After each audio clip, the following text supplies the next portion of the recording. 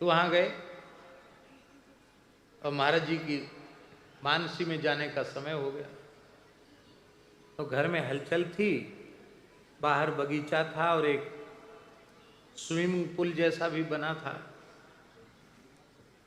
और एक ऐसी कुंज जैसी बनी थी लताओं की।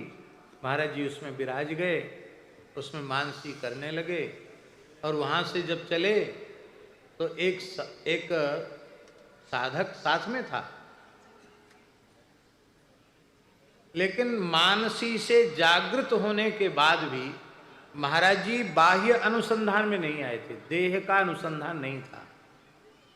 तो देहानुसंधान न होने के कारण सीधे उस स्विमिंग पूल में चले, पानी में चले गए भीतर।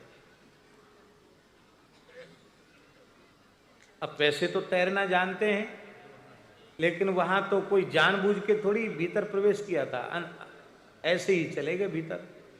तो चरण मुड़ गया तो उसमें फिर सूजन भी हो गई, माइनर फ्रैक्चर भी हो गया और कई महीनों तक उसका कष्ट सहन करते रहे। ये है भजन में देह सुधि का भूलना, ये आंखों देखी बात।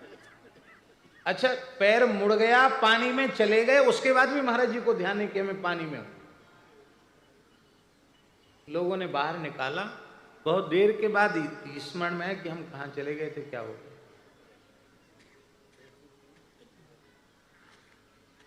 चलो ये तो खैर कोई बात नहीं। दूसरी घटना,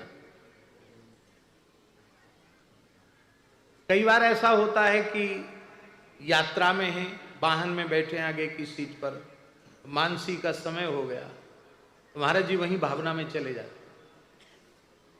तो ड्राइवर के बगल वाली सीट पर, आगे वाली सीट पर महाराज जी विराजे थे और सायंकाल की संध्याकालीन मानसी चल रही थी और गाड़ी का एक्सीडेंट हो गया। कितना भारी एक्सीडेंट था, वो गेट एकदम दब गया, उसको तोड़ के निकालना पड़ा महाराज जी।